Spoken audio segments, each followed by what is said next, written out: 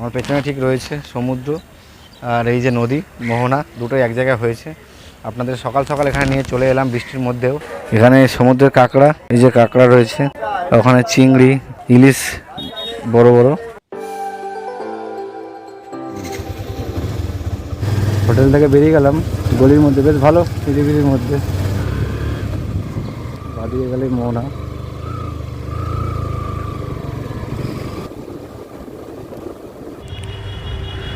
একজনকে জিজ্ঞেস করলাম, সে বললো সামনের রাস্তা দিয়ে গেলে সুবিধা হবে মোহনাটা। আমরা তো এই ডান দিকের রাস্তায় হোটেলে ছিলাম, এই সামনে যাচ্ছি সোজা টার্নিংয়ের পয়েন্ট ওল্ড দীঘা। বাসগুলো এখানে উল্টো পাল্টাভাবে চালায়, এদের থেকে একটু সাবধানে থাকতে হবে। কাকা, মোহনা যাওয়ার রাস্তা এটা? ঠিক আছে, থ্যাংক ইউ। এই সামনে যে টার্নিং পয়েন্ট, আর এই বাদিকের রাস্তাটা চলে যাচ্ছে মোহনার দিকে। অনেক সকালে উঠেছিলাম কিন্তু বৃষ্টির জন্য বেরোতে পারিনি, কিন্তু কতক্ষণই বা ঘরে আটকে থাকবো। এসেছি তো ঘুরতে, তাই বেরিয়ে যাই বৃষ্টিকে উপেক্ষা করেই। এই ডান দিকে কি সুন্দর করে সাজিয়েছে, এখানটাতে অনেকদিন পরে এলাম, এটা সুন্দর করে সাজিয়েছে। এটা বিচ, চান করা যায়। এখানেও বেশ অনেক হোটেল হয়েছে, প্রচুর হোটেল রয়েছে এখানে, ধাবা খাবার।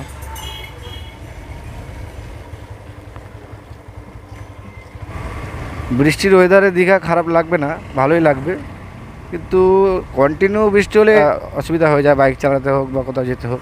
কিছু করার নেই, শ্রাবণ মাস, সমুদ্র উত্তাল, এখন জোয়ার এসছে। এই যে এখানে বাদিকে ঝাউবন, এই যে কাটা কাটা গাছ রয়েছে এখানে, ভালোই লাগছে অনেকদিন পর এইখানটাতে এসে। কালকে রাত্রিবেলা 9টার পরেই ঢুকেছি আমরা হোটেলে, রাত হয়ে গেছিলো, তাই আর কথা হয়নি। আজকে সকাল সকাল ভেবেছিলাম যে আপনাদেরকে মোহনায় নিয়ে যাব, তো সেই প্ল্যান অনুযায়ী মোহনাতেই যাচ্ছি। মোহনা দেখে তারপর আমরা পরের ভিডিওতে আপনাদের দেখাবো বিচিত্রপুর। দারুণ লাগছে ডান দিকে সমুদ্র, আর এটা হচ্ছে মেরিন ড্রাইভের রাস্তা বলতে পারেন, সমুদ্রের পাশ থেকে। আর এই যে ঘোড়া নিয়ে যাচ্ছে, এখানে ছোট ছোট মাটির ঢিবিগুলোকে টিলার মতন মনে হচ্ছে, বেশ ভালোই লাগছে। এগুলো বালি যত সম্ভবত। আমরা চলে এসেছি মোহনার কাছাকাছি, এখানে মাছের আড়তও রয়েছে যত সম্ভবত। ও সুন্দর ইলিশ মাছ নিয়ে যাচ্ছে। আমরা চলে এসেছি মোহনাতে, এখানে সব ট্রান্সপোর্টের গাড়িগুলো রয়েছে, মাছ নিয়ে যায় এখান থেকে। অনেকেই আসে এখানে মোহনাতে মাছ দেখতে এবং কিনতে।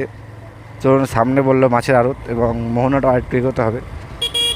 এইরকম বৃষ্টি হলে তাও গাড়ি চালানো যাবে, কোনো অসুবিধা নেই। যদি এর থেকে বেশি জোরে পড়ে তাহলে আর চালানো যাবে না, গাড়ি দাঁড়িয়ে যেতে হবে গাড়ি নিয়ে।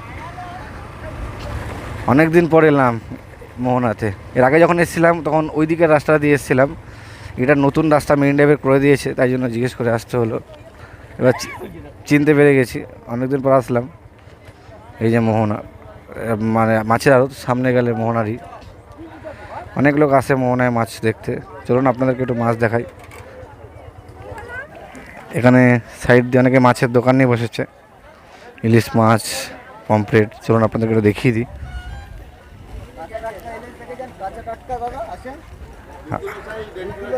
আমরা এখন নিয়ে আর কোথায় যাব। এখানে ইলিশ রয়েছে, পমফ্রেট, কাঁকড়া, ভেটকি। কত করে গো এরকম ইলিশগুলো? 1300 1500। না না, আমরা সবে আজকে আসলাম, নিয়ে বাড়ি যাব না এখন। এখানে সমুদ্রের কাঁকড়া, এই যে কাঁকড়া রয়েছে, ওখানে চিংড়ি, ইলিশ বড় বড়, 1300 1500। এই ইলিশের অনেক ভাগ আছে, আমরা তো চিনবো না, ওনারাই বলতে পারবে।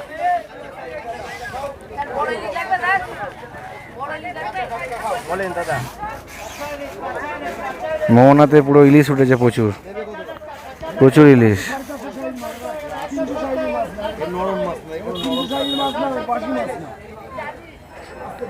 মোহনাতে ইলিশ রয়েছে বড় বড়।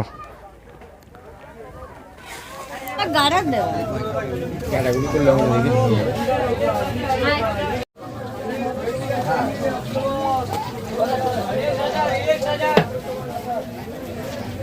কেজির কাছাকাছি না দাদা ইলিশগুলো? কত করে দাম যাচ্ছে? 1400। 2 কেজি ওজনের মাছ 1400 টাকা।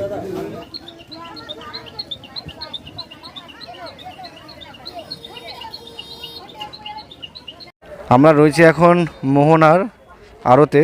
এখানে প্রচুর মাছের দোকান রয়েছে আর ইলিশ উঠেছে প্রচুর। বললো যে ইলিশ জাস্ট উঠেছে, এর আগে 10 দিন আগে অত ছিল না, এখন রিসেন্টলি বলছে প্রচুর ইলিশ উঠেছে। এটাই হলো মোহনা, নদী এসে মিশেছে সাগরে এর সামনে। এখন যত সম্ভবত জোয়ার চলছে। সমুদ্রের পাড়ে অনেক দোকান টোকান রয়েছে যারা বিক্রি করে। শুটকি মাছ রয়েছে এখানে, দারুণ লাগছে এই বৃষ্টির ওয়েদারে, মেঘলা ওয়েদারে বেশ ভালোই লাগছে সমুদ্র নদী। এটা দেখার জন্য এত দূরে ছুটে আসা যদিও বা।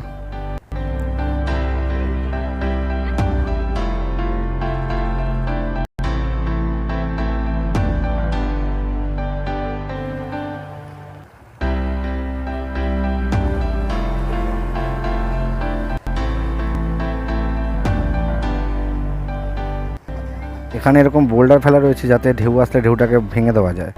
বেশ মেঘলা ওয়েদারে দারুণ লাগছে, ঢেউটা দূর থেকে আসছে। ওখানে ঝাউবন দূরে। মোহনাতে এলাম বাইক নিয়ে দীঘা থেকে, ওল্ড দীঘা থেকে সকাল সকাল। পেছনে ঠিক রয়েছে সমুদ্র আর এই যে নদী মোহনা, দুটোই এক জায়গায় হয়েছে। আপনাদের সকাল সকাল এখানে নিয়ে চলে এলাম বৃষ্টির মধ্যেও, বেশ দারুণ লাগছে এখানে এসে। 4 বছর আগে আমি মোহনাতে এসেছিলাম, আবার এলাম, ভালোই লাগছে মোহনার এই জায়গাটাতে। এখানে দেখলাম প্রচুর লোক এসছেন, যারা মাছ কিনতে এসছেন, কেউ মোহনা দেখতে এসছেন। ইলিশ মাছ উঠেছে বেশ, অনেক রকম ইলিশ মাছ দেখলাম, বড় বড় ছোট ছোট 700-800 গ্রামের ইলিশ মাছ রয়েছে এখানে 600-700 টাকা করে। আর যদি 1 কেজি 1.5 কেজির ওপরে ইলিশ মাছ দেখলাম 1300 টাকা 1400 টাকা মতন বলছে। 2 কিলোর কাছাকাছি ইলিশ মাছ দেখলাম 1500-1600 টাকা মতন বলছে। এখন ইলিশের মাছটা এখানে দামটা কম রয়েছে মোহনাতে। এবার এই মাছগুলো হয়তো ওল্ড দীঘা বাজারে গেলে বা নিউ দীঘা বাজারে গেলে হয়তো একটু বেশি হবে। মোহনা যেহেতু মাছের কাটা, এখানে মাছের আড়ত, তাই জন্য এই জায়গাটা হয়তো দামটা একটু কম হতে পারে।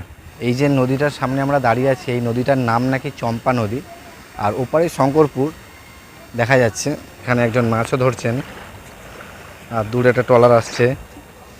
তো মাছ ধরতে গেছিলো, সমুদ্রে ফিরছে, চম্পা নদীতে ঢুকে গেল সমুদ্র থেকে। এনারা যখন যায় অনেক দিনের জন্যই যায়। বর্ষায় সমুদ্র উত্তাল থাকে, কিন্তু জীবনকে বাজি রেখে এনারা মাছ ধরে নিয়ে আসেন। নোঙর ফেলে দিয়েছে ট্রলারটা, এবার পাড়ে শিফট হচ্ছে। জালে মাছ প্রচুর বেঁধেছে ওনাদের, ওরা মাছ ছাড়াচ্ছে এখন, এটা দেখতে পাচ্ছি। পাড়ে দাঁড়িয়ে মাছ ধরার জন্য ছিপ ফেলছে। উনি বললেন যে ইনি প্রথমবার ট্রাই করছেন, এরা এখন করেননি। বদ্দা এখানে দাঁড়িয়ে আছে, দাঁড়িয়ে দাঁড়িয়ে মাছ ধরা দেখছে, ট্রলার দেখছে। এই ওয়েদারে কেমন লাগছে? খুব সুন্দর লাগছে, একটু বৃষ্টিটা না হলে আর একটু ভালো লাগতো। আমার তো বৃষ্টিটাই ভালো লাগছে, একটু আমরা অসুবিধা হচ্ছে, মোটামুটি ঠিকই আছে, খুব সুন্দর ওয়েদার। আমার বৃষ্টিটাই ভালো লাগছে।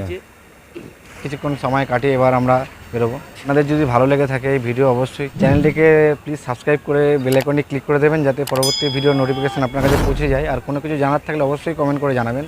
এই ব্লগটা এখানে শেষ করছি, দেখা হচ্ছে আবার পরের ব্লগে।